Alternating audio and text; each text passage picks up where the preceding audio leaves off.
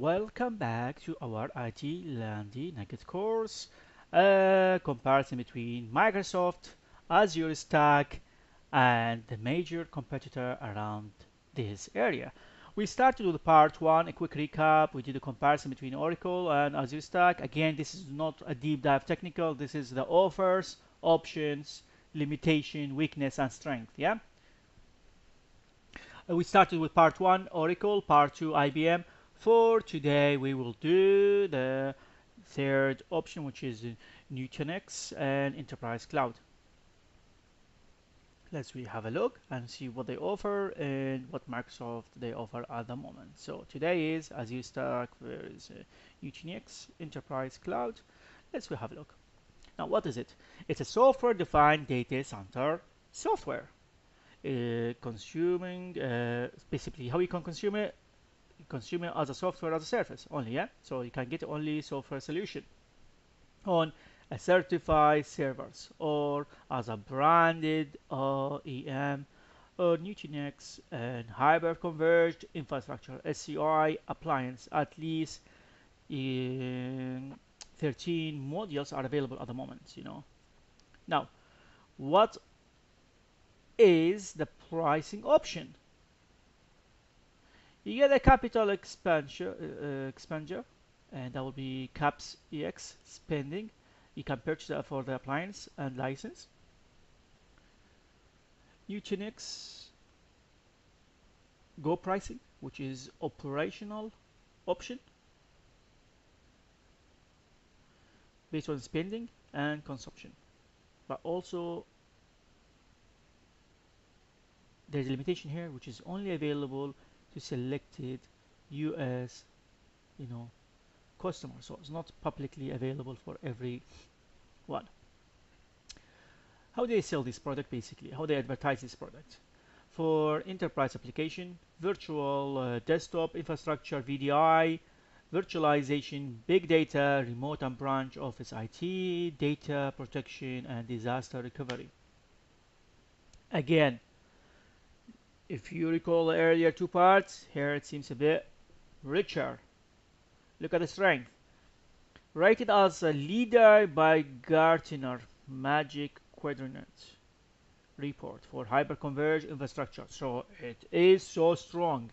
Offers flexibility in hypervisor's choice with the growing adaptation of Acropolis hypervisors, AHV, based on kernel-based virtual machine (KVM),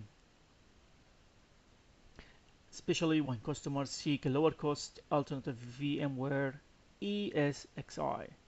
So if someone is thinking about cheaper than VMware, this is their main focus.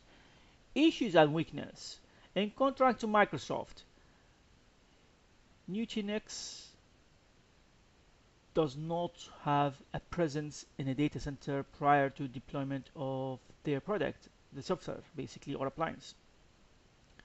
Also, Nutanix does present a greenfield, which means rather than like organic investment in IT. So this is another challenge. Plus, their message is about hyperconverged infrastructure, SCI, hyperconverged infrastructure, not about flexibility, agility, process, digital transformation, which means new environment you build and then you produce. Now, what Microsoft, on the other hand, they offer us in comparison to what we have learned about, this Nutanix Enterprise Cloud Platform.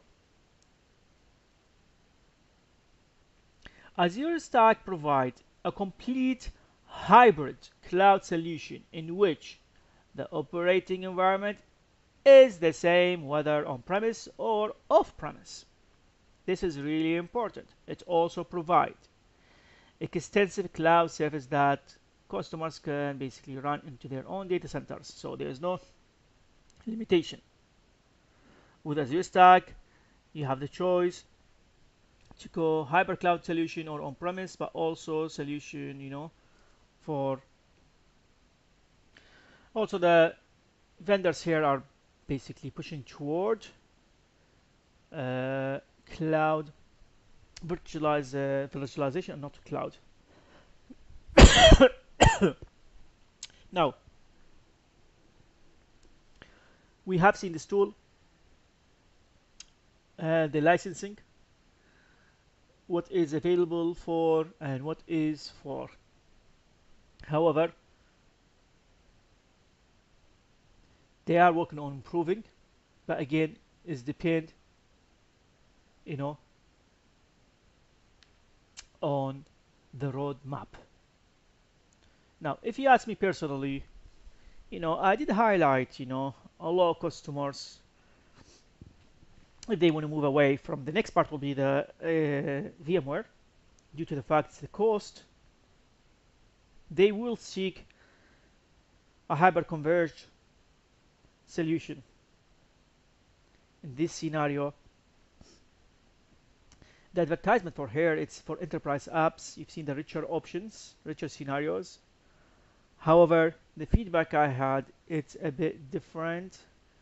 So, I mean, based on experience again, for greenfield, it seems it's a good choice. Again, depending on how much you're gonna get it for. But most of the time,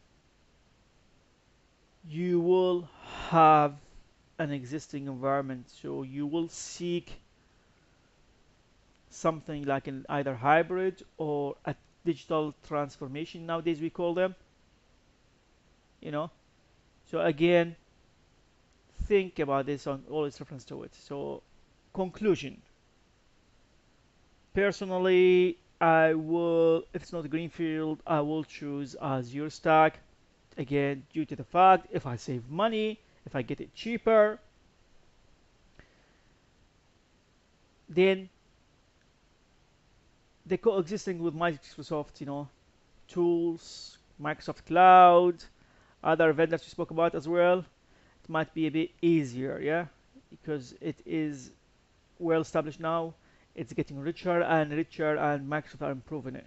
However, the roadmap might change in relation to license, but the tool itself, the connectors with the Stack, Azure Stack, the hybrid solution, the coexistence, the interaction are getting better and better. Again, this is a personal opinion. However, you can choose to carry out your own investigation, but this is not very deep dive technical. This is only what license, weakness, what is advertised for by the vendor themselves. But if you notice, one of the winning points here was from a third party, sort of like an organization, Gartner, they run a report based on performance, based on feedback from customers, and seems for hyper-converged scenarios, this tool, this offer, it is a winner at the moment. Again, back to you to decide which one to go with, but I've highlighted which option I will choose if I go down the route of saving money as well as compatibility and talking about the cloud as well. So these are the limitations and no greenfield. Then that will be my choice. Again, back to you to decide which option. Hopefully you have learned something useful, and that was part 3 of our nugget course for Stack, Azure Stack, and major player in this area. Thank you for watching, and I shall see you at part 4.